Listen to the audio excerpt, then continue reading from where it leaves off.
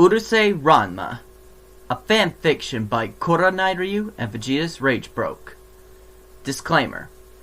Neither I, Koronai Ryu, or Vegeta's Rage Broke claim ownership of any of the ideas or characters in this story. The only thing we own is the scenario that we created to bring these two stories of Ranma 1/2 and Urusei Yatsura together. Second disclaimer. Author's note. A love letter to Rumiko Takahashi. Takahashi-sensei, I just want to take this moment to say, domo arigato. You have created characters and stories that have inspired and entertained billions of people around the world. And on behalf of all of us, I would just like to say thank you. Thank you for giving us characters that make us laugh, cry, characters we love, and characters we love to hate, and more importantly, characters that inspire us to be better than who we are. Once again, on behalf of all your fans around the world, domo arigato, Takahashi-sensei. And now, Urusei Ranma, Chapter 1, When a Wild Horse Meets an Alien. Space, to us, is the final frontier. But to those who have already mastered space travel, it's only just the beginning. Out beyond Earth's atmosphere right now, several spaceships with tiger-stripe designs are preparing to invade our planet. The leader of the invasion, a large-built man who looked human except for his green hair and small horns that marked him as an Oni, cracked his knuckles as he stared at the planet called Earth. To the Oni race, the humans of this planet looked weak and easy to conquer. It would be easy to take over. But that wouldn't be fun. Despite their overwhelming might, the Oni were a fair race. They would at least give these weaklings a fighting chance. He started up the randomizer computer to choose a person to represent the human race in a game against his daughter. In another timeline, the person chosen was one Ataru Moroboshi. But the multiverse is a fascinating thing. In the infinite expanse of multiple possibilities, other champions have been chosen to participate in this game to decide Earth's fate. And in this timeline, the person chosen is... Meanwhile, back on Earth, a pigtailed boy was sitting on his head in the home of his father's old friend, fuming at the latest altercation that happened between him and his so-called fiancé. He hated this. First, his dad took him to a cursed train ground in China that got them both cursed. Then he nearly got killed by a purple-haired Amazon that they accidentally stole the food of. And now here he was, stuck with an angry tomboy who hated men for a fiancé. It had only been a week since he got to Ranma, and already he hated this place. Kuno was tough at first, but Ranma was starting to get the feeling that was only because he hadn't faced a swordsman in a while. At first, it was a challenge, but now, he's starting to get annoyed by the guy. The Tendo family wasn't much better from what he could tell. Son Tendo was supposed to be the head of the Tendo branch of the Musabitsuka Ryu, the Anything Goes school of martial arts. But from what he could tell, he hadn't been keeping up with his training. He saw him fighting with his staff, but it seemed like he had slacked off, and he was just going through the motions. Kasumi, the eldest daughter, seemed normal enough. She was nice and could cook, but she was more like a big sister to him. Heck, she even said that she was only into older men. Too bad. He probably wouldn't mind being married to a nice girl like her. Nabiki, the middle daughter, was just trouble. Granted, he didn't know her very well, but he already didn't like her. She was cute, but he had seen how she makes money, and he did not like it. She sold pictures of her little sister and even his female form in order to make a living. How she managed to get those pictures without anyone seeing her, he didn't know. And that brings him to Akane, the only person that still practiced the Tendo style of the Anything Goes, and even then she wasn't all that good at it.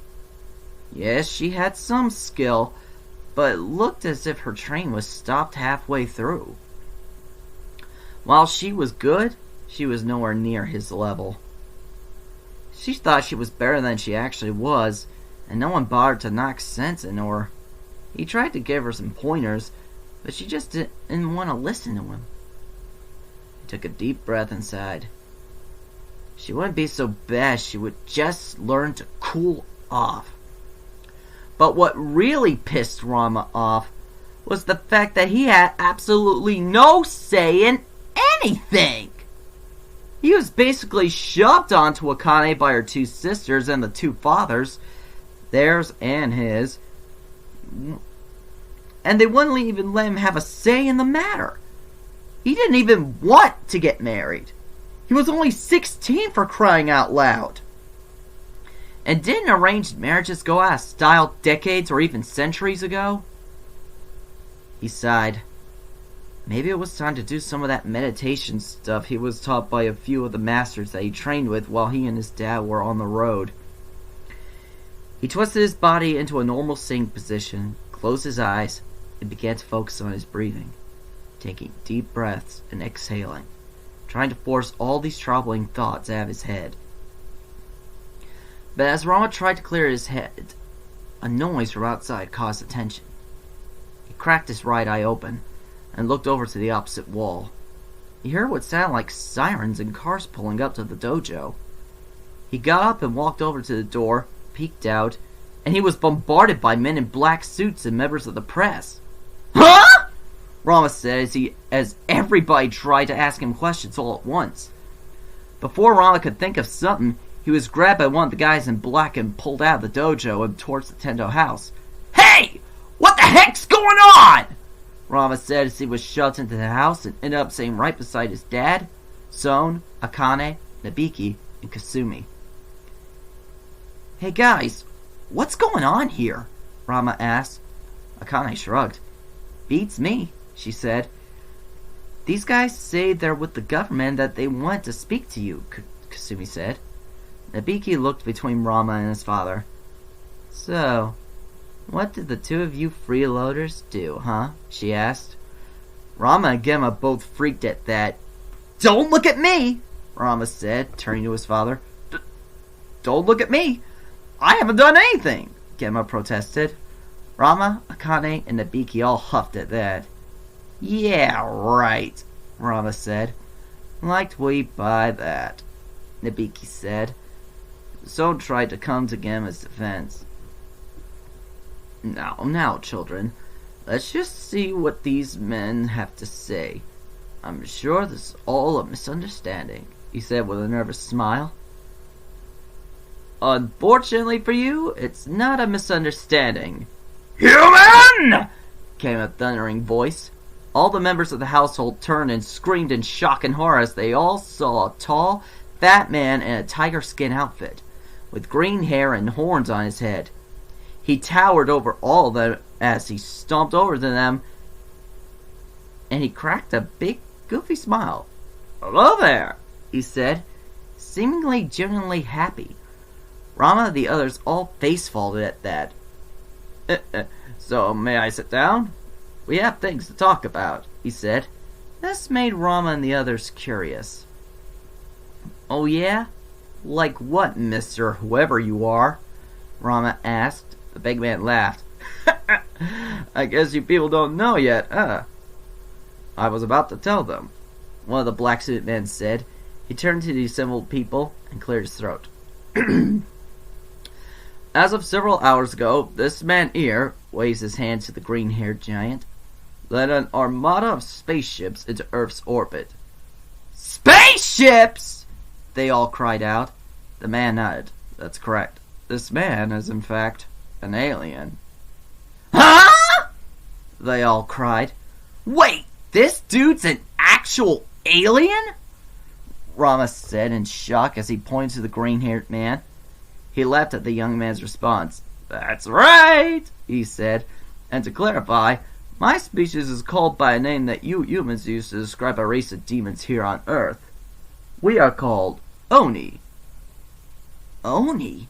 Ranma said. Wait, the Oni are supposed to be demons of Earth descent, not aliens! Akane screamed as she stood up and pointed at the green-haired man. All the big man did was laugh. Hey, it's not my fault that you humans used my species' name for one of your own creatures. But, to be fair, I believe that a lot of demons that you have here on Earth may have been descended from a bunch of aliens out in space that came here many centuries, even millennia ago. He says he stroked his chin. He shrugged his shoulders and went back to smirking. But anyway, the point is, my people are here to conquer your planet, he said with his goofy grin. That made all the martial artists in the room stand up and take up fighting stances. Over my dead body, you fat oaf! Ranma said. This planet is not for your taking, you invader! Said Son. That's right! Akane chimed in. The Oni leader patted his hands in the air in an attempt to calm them down. Relax! Look, yes, we came to conquer your planet, but we're not heartless. You see, we're perfectly willing to give you guys a chance to defend yourselves. Oh, is that so? Ranma said, not lowering his guard. That's right. That's right, the man in black said. The alien leader has stated that he wishes to settle the matter with as little bloodshed as possible. You see, the Oni said, while we enjoy roughhousing and having a good fight, we also hate to see any meaningless loss of life. So we usually like to decide things with a little competition. A competition? Gemma repeated. The Oni nodded. Look, here's the deal. We decided that the best way to settle this would be with a one-on-one contest. One of our people's best versus a human picked at random by our ship's computer. And, he pointed towards Ranma, you, kid, are the lucky guy that's been chosen to represent your species against the mighty Oni race! Everyone gasped as Ranma just looked dumbfounded. His eyes went wide and his mouth hung ajar. Who? Me? He said, pointing at himself. The man in the black suit nodded. That's correct. I know it's very short notice, but your country and your world need you, son. And if you don't, we'll start invading in swarms! So trust me, if you want to avoid an all-out interplanetary war, this is the best option, the Oni leader said. Ranma crossed his arms as he thought about this. In all honesty, it didn't seem like he had much of a choice. Story of his life. Son, I'm sorry, but it looks like it's all up to you, Son said to the pigtailed boy. Ranma, my son, fate has given you a great mission. You must fight to save our planet so you can marry Akane and unite our schools, Gemma said. Ranma growled at his father. As for Akane, I can't believe you! The world's getting invaded and all you care about is your stupid plan to unite the schools? Would all of you just shut up! Ranma screamed as loud as he could, scaring even the large leader of the Oni. After taking a few seconds to breathe and calm himself down, Ranma looked at the Oni leader. Alright. For the sake of the world, I'll do it, Ranma said. Gemma and the others smiled as the Oni leader grinned. So all I have to do is beat one of your best in a one-on-one fight and you'll leave Earth alone, right? Ranma asked. Actually, it won't be an actual fight, the big Oni said. This made Ranma and the others look at him in shock. What? The pigtailed boy asked. Well, you see, we only like to save bloody combat for extreme situations. For settling things like this, we like to use athletic competitions to settle things, he explained. Ranma and the others looked at him skeptically. Okay, so what will Ranma have to do? Akane asked. Well, the Oni leader said, we decided that the contest will be a game of tag, he said with a big grin. This caused everyone else in the room to face fault. Hard. You mean to tell me that the fate of the human race will be decided by a kid's game? Ranma shouted at the big man.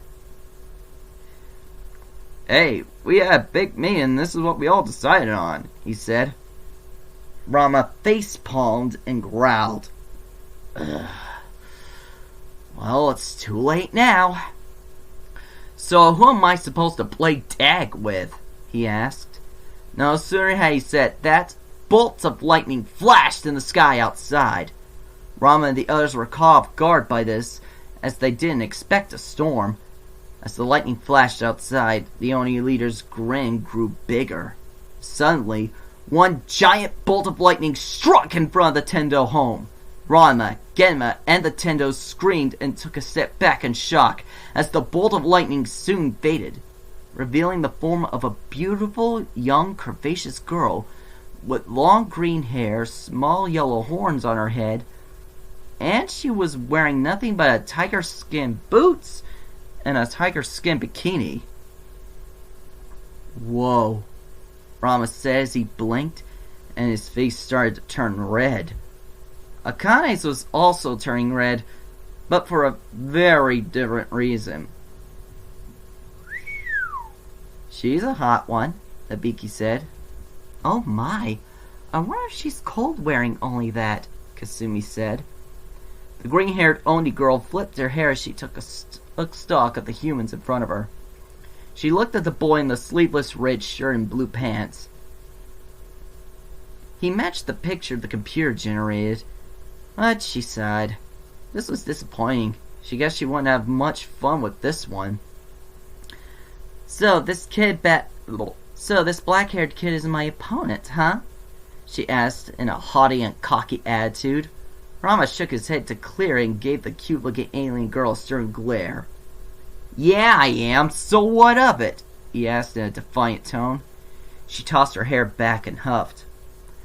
Oh well, might as well give Earth up now. That got Ranma steaming mad.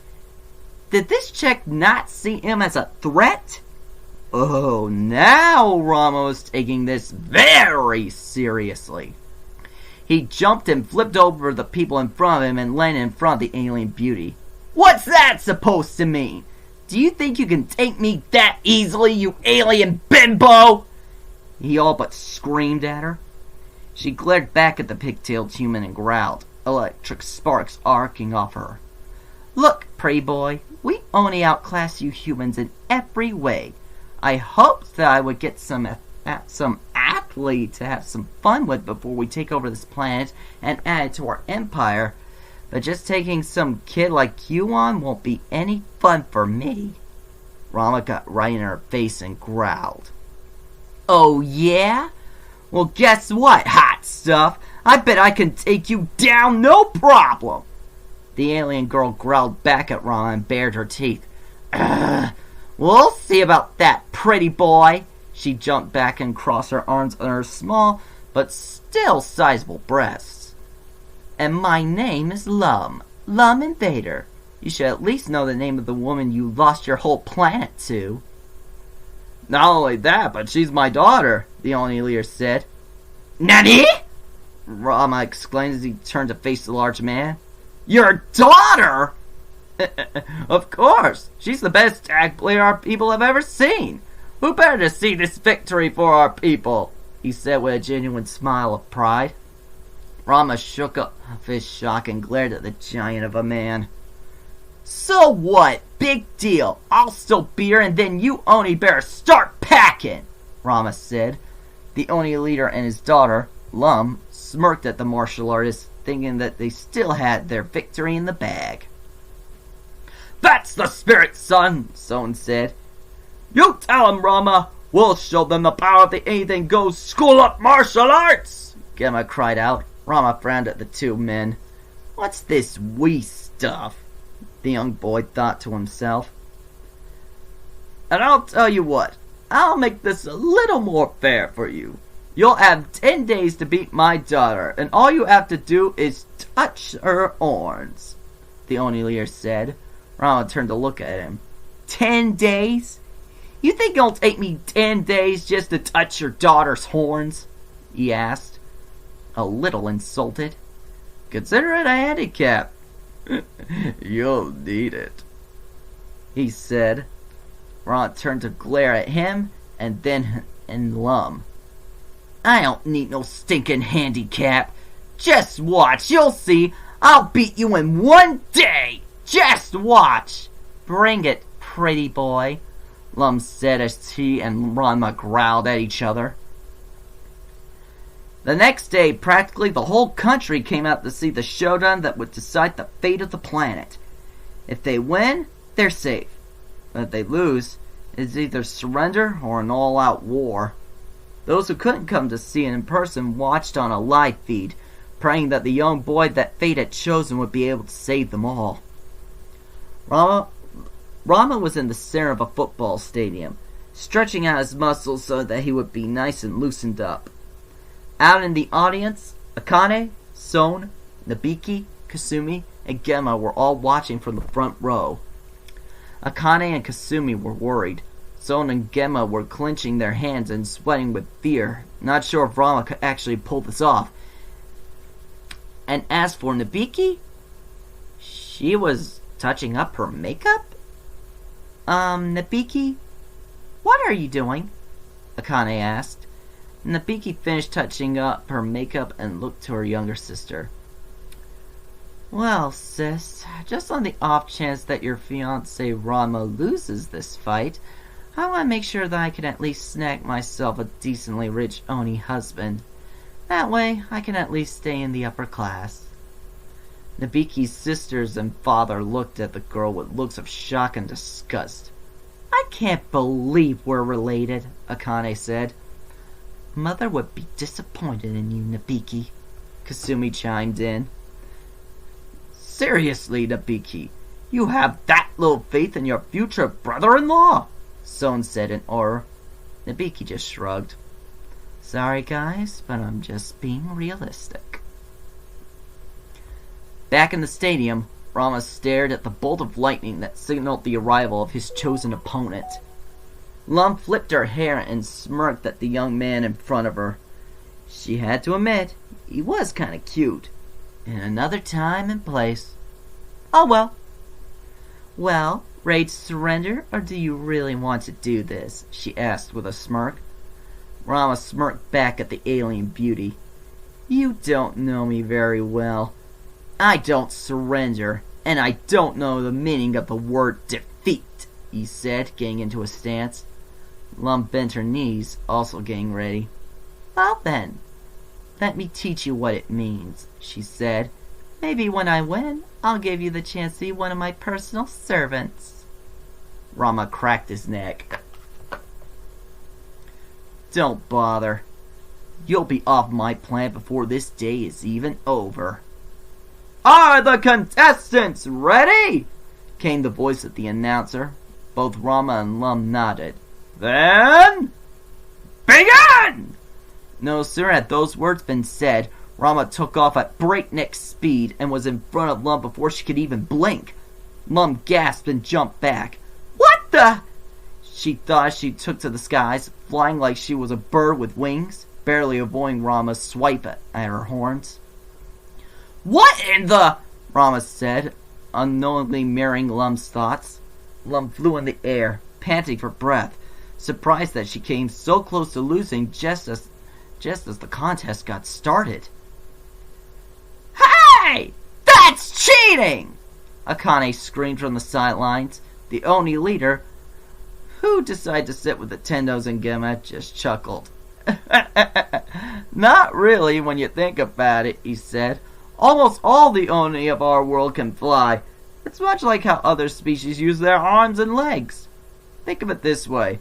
If your species had an extra arm or leg, would you consider using that cheating? He said, causing Akane to realize that the big man may have a point, even if she didn't like it. And besides, it's not like I said there was no using powers in this contest. The Oni leader laughed. Akane started grinding her teeth. While everyone else was panicking, Genma was smirking to himself. I wouldn't worry, he said, catching everyone's attention. What do you mean, Saotome? Someone asked his old friend. Genma chuckled. It doesn't matter if she can fly because... He looked up and grinned like a devil. The Saotome branch of the Musabits Kakuto Ryu excels at aerial combat!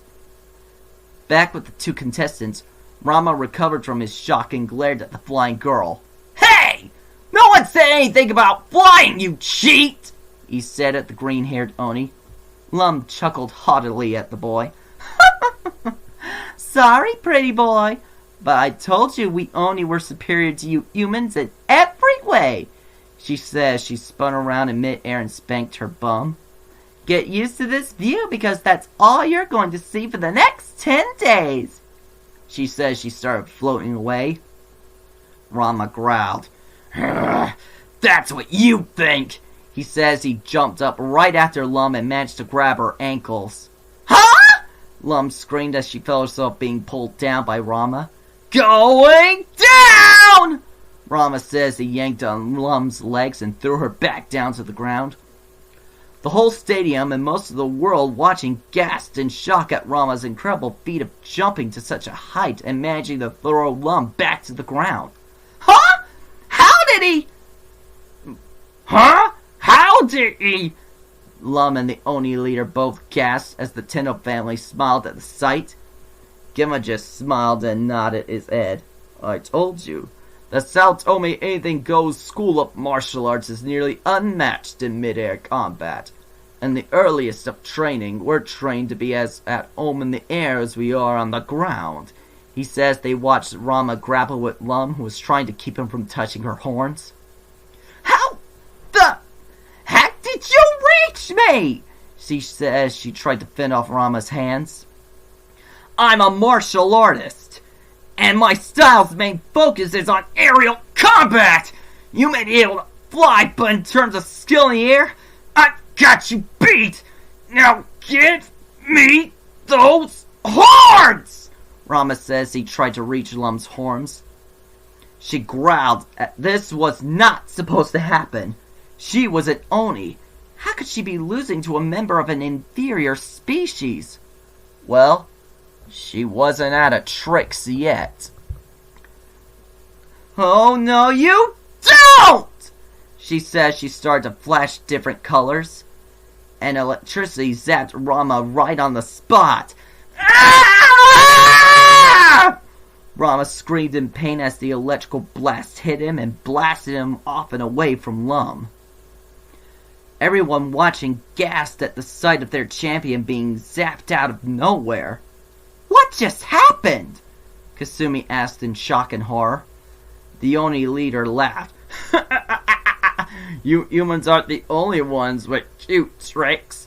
Oni are born with many abilities, and they differ from one to the next. My daughter, for example, can not only fly, but she was born with the ability to conduct electricity. You could say she's a living lightning rod. Lum got back to her feet, gasping for breath. That was way too close. He almost got me, she says. She got back to her feet. She dusted herself off and looked at the prone form of her opponent inside. Well, you came close. And now you could just sleep off my lightning until tomorrow, she says. She turned and started walking away. Where are you going? She heard a voice say. Huh? She gasped and turned around to see Ranma struggling back to his feet. Once he was up again, he shook his head to clear it of the pain and took up his stance again. Lum couldn't believe it. Just what was this guy made of? I can't believe Ranma's back on his feet after that, Akane said, genuinely surprised. Yes, he's much more resilient than I thought, someone said. Genma nodded. Ranma's one tough kid, he said.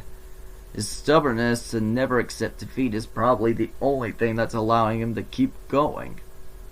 Lum growled as Ranma prepared to charge her again. Jeez! Can't you take a hint? She said to the pigtailed martial artist. Ranma smirked at her. Nope. He says he took off after the alien beauty. Lum clicked her tongue and took to the sky again. She was hoping to get a look around the city, but this guy was proving to be much more trouble than she thought. She made a mental note to slap the crap out of the intelligence officer in charge of surveillance of this planet. She watched her flank as Ranma jumped at her again. She dodged and weaved around in the air, avoiding Ranma as he leapt into the air and tried to grab at her. She fired her lightning at him over and over again as he dodged. Ranma twisted in the air to avoid her blasts, growling at the fact that he hadn't managed to tag Lum on the horns yet. Lum flew higher into the air to keep out of his reach. Ranma was not in a good mood. There had to be a way to get this woman. But how? Thinking quickly, Ranma ran to the crowd and jumped up into the air and bound his way to the top of the stadium. Ignoring the startled cries from the crowd, Ranma made it to the top and used the flagpole as a springboard to propel himself at Lum. She turned and eeped as she saw him soaring right towards her. Suddenly, Ranma had his arms wrapped around Lum and the two engaged in another bout of wrestling as Ranma tried to reach for the Oni girl's horns. Get off! She said as she tried to zap him again. Ranma grit his teeth as he tried to ignore the pain. He reached for the horns, struggling desperately to fight his way through the pain of the electrical shock. Lum was getting tired of this guy's persistence. Go down already! She screamed as she spun in the air to try and throw Ranma off. He held on and tried to go for the horns again, but was flung to the ground with something in his hand. What the... Ranma says he got up, his body starting to feel the pain from all the electrical shocks he took. He noticed something in his hand and looked to see a tiger-striped bikini top? Huh? What the... Then realization hit him as he realized what he was holding and who it belonged to. Oh... He says he looked up and saw Lum covering her bare breast with her arms. You pervert! She screamed as she tried to blast him once again. Yipe! Ranma screamed as he dodged the blast. Boy, that perv! Akane screamed. I knew it! I knew he was a perv! I just knew it! Ranma dodged left and right. Lum got tired of his dodging and flew right at Ranma at full speed. She was not going to let him get away with making a fool of her. As she flew right at him, Ranma held up his hands. Wait! Hold on! I'm sorry! He says he dodged her mad charge. She turned to face him. He held up her top and turned his head. Here! He said, a blush on his face. Huh? Lum says. She stopped in front of him. Here! Take your top back, he said. I didn't mean to yank this off of you, so... Here, put it back on, he said, not turning his face to her. Lum shrunk back and blushed. But everyone will see, she started to say, only for her to be covered by Ranma's shirt. They won't see you now, he said. So, hurry up and put your top back on. Lum blushed redder and did as he said, making sure to anchor herself in a way that would block all eyes from seeing her breasts. What are you doing, you idiot? Akane screamed yet again from the stands. You've got her right there in front of you! Grab her horns and be done with this stupid game already! Nabiki shook her head, more so at Ranma than at her sister. I've gotta say, I agree with you for once, sis. Ranma, baby, could have ended this right here and now, she said in her usual dull tone of voice. Give him a facepalm, then started to sweat. Oh no, I can't believe this. The one flaw in an otherwise perfect heir to the Saotome School of Martial Arts, he said. Someone looked back at his friend. What do you mean, Saotome? What flaw? He asked his old friend. Gemma looked at his friend and his daughters.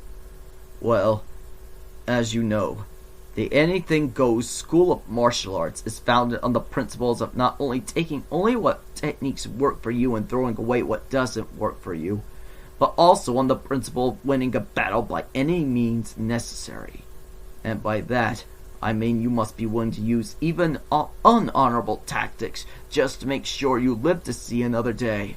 A practitioner of the Anything Goes must be willing to use any and all underhanded tricks in order to make sure they come out on top. Ranma embodies everything that the Musabits Kakutoryu stands for except for one, Gemma said, pausing for dramatic effect. He is too honorable, he finished. Some of the others looked at Gemma in confusion. What do you mean, too honorable, Uncle Genma? Kasumi asked. Gemma bowed his head in shame. Ranma just can't bring himself to cheat in order to win a fight. He'll face any opponent in any confrontation, but will always try to fight his battles fairly. He'll never cheat or use any underhanded tricks to win a fight unless he believes that either his life or another's life is in danger, or unless he knew for a fact that his opponent was cheating first. I see, Son said, turning back to face the contest in front of him. Truly, it is his one fatal weakness. I can't believe that you would call an honorable thing like that a fatal weakness, Akane said in disdain of the two masters of the Anything Goes. But then again, I can definitely see how this could be a problem in this instance. As this was going on, Ranma felt a tap on his shoulder. He turned around to see Lum with her top back on, doing her best not to look Ranma in the eye. Thanks, she said. Ranma smiled and slipped his shirt back on. No prob, he said. Lum couldn't help but ask a question that had been on her mind for the past few seconds. Why did you do that and not touch my horns? She asked. Ranma blushed again. Because it wouldn't have been fair, he said. If I took advantage of you like that, then it wouldn't have been honorable. And I live my life by a strict code of honor. He finished as he leapt back a few paces and took up his ready stance again. So, shall we continue? He asked with a confident smile. Lum looked at him in shock, then just laughed. You really are strange. Tell me, are all Earthlings as strange as you? She asked as she prepared herself to go another round. Ranma smirked. Not sure. But I do know that I'm one of the best! He cried as he charged at the alien girl once again. Lum took to the skies and prepared to go into the dodging dance again. As they began their routine of lunging and dodging again, Ranma had to think of an idea. He could take this girl, but unless he could hold her down and do something about that lightning of hers, he'd never get a chance to tag her horns. As Ranma landed from another failed attempt to tag Lum, he got an idea. Thinking quickly, Ranma made like he was resuming the same old tactic again, all the while lingered towards the ground-level bleachers. As he got close, he removed the white sash that he was wearing as a belt and flung it at Lum, wrapping one end of it around her leg while gripping the other end to it in his hand. Got ya now, he said. Lum smirked. That's what you think, she said as she fired her lightning again. Ranma dodge rolled to the side, yanking hard on the sash as he did so, the momentum ending up pulling Lum down to the ground. Glaring at the pigtailed boy again, she prepared to fire another bolt of lightning. As she did so, Ranma landed on the rail of the bleachers right in front of his father. Hey, Pop, he said as he tied the other end of the sash to the rail. Ranma, what are you doing? His father asked. Ranma smiled at him.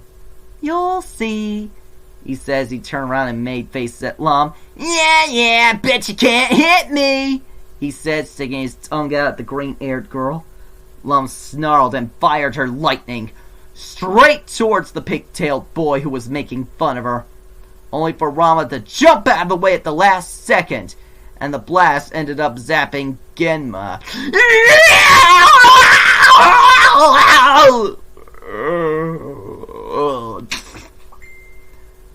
Everyone gasped as Gemma ended up becoming southern fried right in front of them. Ah! Sorry! Lum says she canceled her lightning. Gemma coughed on the ground. Lum felt sorry for the man, but forgot about it when she looked to the side and saw Ranma charging right at her. Yipe! She cried as she tried to take off, only to realize that her leg was still tied to the rail by Ranma's sash. Oh no! She pulled at the piece of cloth around her ankle, trying desperately to get free, but it was too late. Ranma jumped and tackled her to the ground. As he did, he grabbed Lum's right arm and twisted himself around until he had her face down and pinned in a joint lock with her arm propped behind her. Smiling, Ranma took 2 fingers and tapped one of Lum's horns. Boop! He said.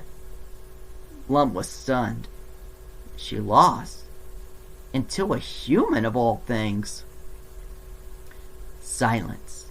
And then cheers of triumph came from all over the world as the realization of what just happened sunk in. Ranma had won. Humanity and the Earth itself were saved, and by a 16-year-old high schooler of all things. Ranma let Lum out of the joint lock and removed his sash from her ankle. Ranma was about to go and untie the other end from the rail, but turned to Lum and offered her a hand. You okay? He asked. Lum looked from his hand to his face, then took it as he helped her up. Yeah, she said, standing on her feet once more. I'm okay. But tell me, are all humans as amazing as you? Ranma rubbed the bridge of his nose and chuckled sheepishly. Nah, not really. I'm just a kid. There are probably a lot of martial artists out there who are way better than me. One of them probably would have ended this a lot quicker. Lum's eyes went wide with shock. People more amazing than him? If what he said was true, then maybe Earth had more to offer than the rest of her people thought. And if this guy was still growing stronger, then what would he be like at his peak? Shortly afterwards, Ranma was on a podium, smiling nervously and waving at the people who were all cheering for him. He blushed even more when a woman who looked an awful lot like the character Fujiko Mine from Lupin the Third wrapped her arms around his neck and gave him a big kiss on the cheek. Ranma was as red as his shirt, not knowing what to do, when a news reporter came up and held up a microphone to Ranma's blushing face. Ranma, you just saved the whole world from an alien invasion, so please tell us, what are you going to do next? Before Ranma could answer, Son jumped into the frame. He's going to get married, the long-haired man said enthusiastically. What? Ranma said as he turned to face the older man. Ranma and Son moved out of the frame and aimed to argue. And as they did, the reporter waited for the cameraman to follow the 2 martial artists. I am not, repeat, not marrying that tomboy of a daughter of yours! Ranma all but shouted at the long-haired man. Son, be reasonable. It's for the good of the... Don't give me that crap about joining the schools! Ranma cut the older man off. Don't you think about anything else other than that! Get over yourself, boy, Gemma said. Don't think that just because you saved the world by playing a stupid game of tag that you can just shrug off your responsibility to marry Akane. Ranma was really starting to get tired of them using the same old lines over and over again. Ever since China, he had been getting the short end of the stick. And as soon as he got back to Japan, his father had taken away any freedom he may have had and told him that he was going to be all but forced to marry a person he had never met once in his life. Okay, that tears it, he said, shoving the 2 men as hard as he could. First, you take me away from my own mother when I'm just a toddler, who I haven't seen in all the years that I can remember. You put me through training that could have killed me. You get me cursed and chased by a crazy purple-haired girl in China, and to top it all off, you try to force me to marry some stupid broad! I've had it! Watch what you say about my daughter! Song cried out. Apologize, boy, or else what? Ranma cut him off. What more can you possibly do to me? Unbeknownst to the three of them, the camera crew and even Lum herself were listening to what was going on. As one reporter held his microphone closer to pick up what they were saying, Ranma uttered a sentence that would alter the course of his life. For better or for worse was still up to fate and destiny. You know what? If I had the choice, I'd marry that alien chick instead of that flat-chested tomboy you call a daughter! Ranma shouted. As those words reverberated throughout all the speakers, Ranma heard his own words and stiffened. Suddenly, he felt a tap on his shoulder and turned to see Lum standing there, a blush dancing across her cheeks. I didn't know you felt that way, she said, her haughty attitude from earlier gone. Ranma started to freak out, thinking he had just ordered his own death warrant. You see, what I meant was, he tried to say until Lum cut him off. Very well then, she said. If that's how you feel, then I accept, she said. She threw her arms around his neck, hugging him tightly. Huh? Ranma asked, Gemma so mirroring his expression of confusion. Boy! Came the voice of the Oni leader as he appeared in front of the confused Ranma. Ranma gulped. You think you can just beat my daughter and ask for her hand right after like it's no big deal? He cried out.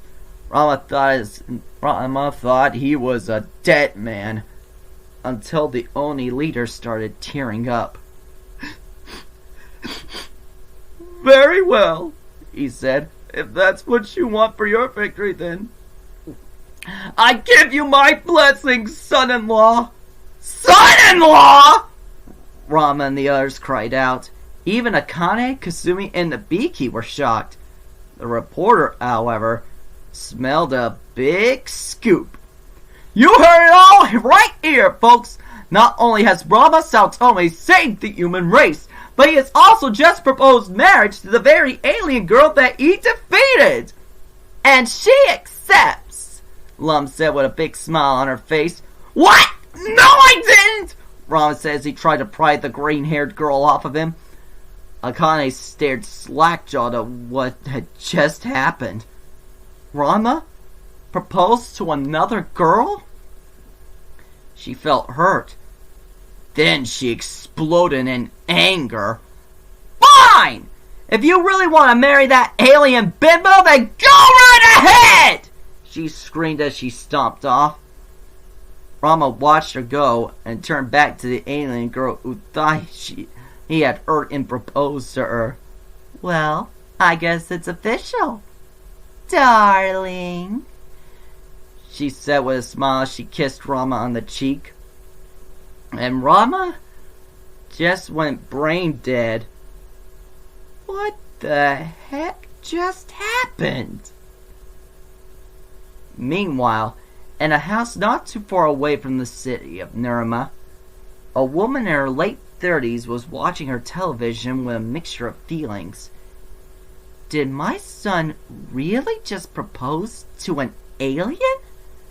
Said none other than Nodoka Saotome, wife to Gemma Saotome and mother of Ranma Saotome. Well, she said to no one but herself, she is pretty cute. And I'm sure whatever kids they have will be gorgeous! She cried as she jumped for joy. She grabbed her sword, wrapped it up in a bundle, and dashed out the door at breakneck speed. Look out, Ranma! Mama's coming for a visit! End of chapter 1.